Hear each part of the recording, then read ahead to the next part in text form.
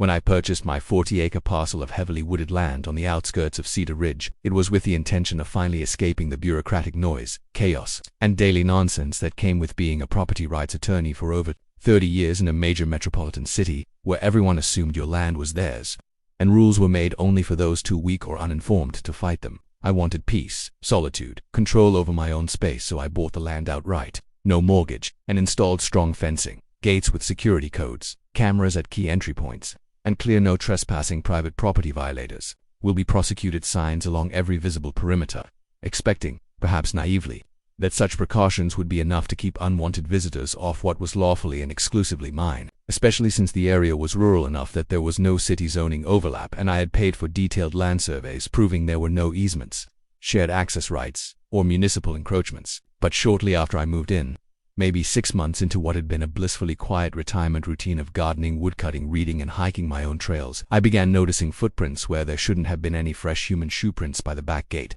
bike tire tracks cutting across the north clearing, and wrappers from snack bars that I most certainly didn't buy littered under my pine trees. And at first I thought it might be curious teenagers or hikers who'd lost their way, so I beefed up signage, repositioned a few cameras, and even left a laminated note near one trailhead reminding readers that this land was 100% private, legally marked, and not part of any public park system. But then came the benches, yes, literal wooden benches installed just beyond my southern property line, followed by decorative trail markers, and even a rustic nature walk sign that I found one morning pointing directly through a thicket that led into my favorite patch of old-growth forest, the one with the moss-covered boulders and small spring-fed pond that had drawn me to buy the land in the first place. Naturally, I was furious, but I still believed this was a mistake, an oversight, or maybe even some well-meaning community youth group that had gone rogue. So I removed the sign, dragged the benches back across the boundary line and stacked them near the road with a note that said, "Not your property, stay out." And then I drove over to the nearby development called Cedar Ridge Estates to speak with whoever was responsible. Turns out they had an HOA, and a rather arrogant one at that, headed by a woman named Marlene Whitaker, who greeted me with a stiff smile and a smug expression as I explained the situation, showed her photos of the encroachments, and requested that the HOA stop encouraging residents to cross into my land. But she laughed and said, and I quote, "Oh, I'm sure you don't mind sharing a bit of nature, especially when it helps raise property values for the whole community." To which I replied quite sternly that yes, I did mind, especially when it involved trespassing, illegal construction, and a blatant disregard for clearly posted boundaries. But Marlene just gave me that politician's smile and said, "We'll take it under consideration," which of course meant they had no intention of stopping. And in fact, over the following weeks, the violations only increased. There were dog walkers casually strolling past my gates, families having picnics on my land, teenagers throwing rocks into my creek, and one particularly infuriating instance, where I caught a group of HOA board members touring a group of prospective homebuyers and pointing into my woods, saying things like, "We have access to that trail back there. It's all part of the lifestyle," which I captured on video using one of the many trail cams I had installed by then. And let me be perfectly clear, I didn't immediately go nuclear, because I wanted to give them a chance to make it right. But when I sent certified Sanders' letters and got no response, followed up with calls to the sheriff's department only to be told it was a civil matter, and began receiving sarcastic emails from HOA members suggesting I should be a better neighbor and think about the children, I decided it was time to fall back on what I knew best: legal warfare. I began documenting everything, and I mean everything, from time-stamped photos of footprints and vandalism to overhead drone footage, showing clusters of people gathering on what was clearly my land, to audio recordings of HOA meetings available publicly online. Thank you very much, where board members discussed expanding community trails through the woods out back, even going so far as to fund a landscaping crew to clear out brush, which I later caught red-handed on a Saturday morning operating chainsaws on my property line, removing young trees and leaving tire ruts in my soil. And when I confronted the workers, they said they were told this was common space by the HOA, which infuriated me even more, because that meant they were either being lied to or the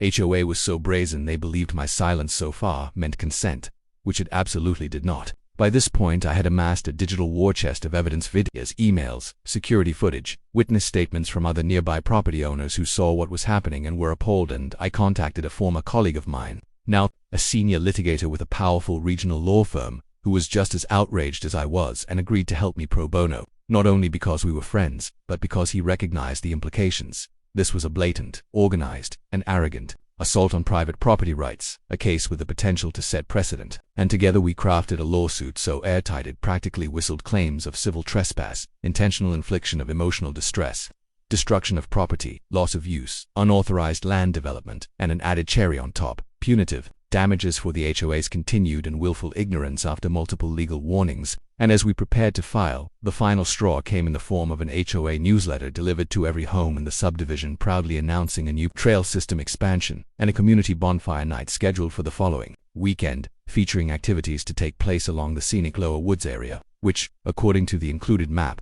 was directly in the center of my land. And that, dear reader, is when I decided not only to sue, but to make an example of them, because if decades in the courtroom had taught me anything, it's that people who believe rules don't apply to them rarely stop until consequences make them feel the weight of their decisions, and I was more than happy to be the person who made them feel every ounce of it. The day my lawsuit officially hit the desk of the Cedar Ridge HOA was the day the tides of arrogance began to turn, though at first they clung to their delusions. Like lifeboats in a storm they couldn't see coming, denial, ridicule, and indifference all mixed together in boardroom whispers and neighborhood chats, with Marlene Whitaker, the HOA president, leading the charge with dismissive scoffs and open mockery, claiming to anyone who would listen that I was an old crank looking for attention, and that no judge in their right mind would award him a dime, all while continuing to circulate false maps showing my land as part of the community's shared green zone, a lie that was now going to cost them everything. From the moment the case was filed, I no longer played the role of the quiet retiree they had tried to walk all over. I became the legal machine they'd awakened, and I leaned on my decades of experience as a property rights attorney to ensure every step of the process was surgically precise,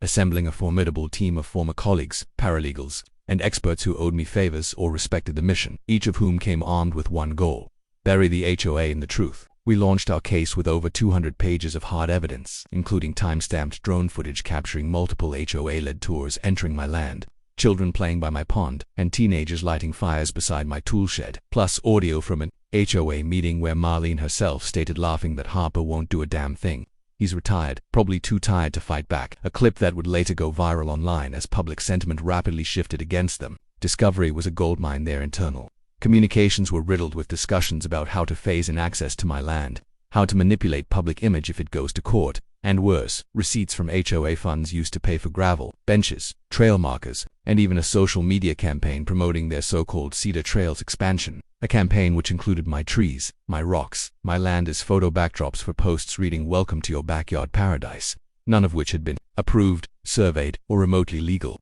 and all of which would later factor heavily into the court's determination of punitive damages. When we presented this to the judge in preliminary hearings, his demeanor changed. Immediately gone was the neutral tone, replaced by an unmistakable disapproval that only deepened as we explained that not only had the HOA repeatedly trespassed, they'd done so after receiving multiple cease and desist letters, police complaints, and even verbal warnings during in-person interactions, all of which had been ignored in favor of an expanding campaign of entitled encroachment, framed in their words as beneficial community use, which would have been laughable if it wasn't so infuriating. The court quickly granted a temporary injunction halting all community use of the trails, freezing HOA funds connected to the development project, and requiring all promotional,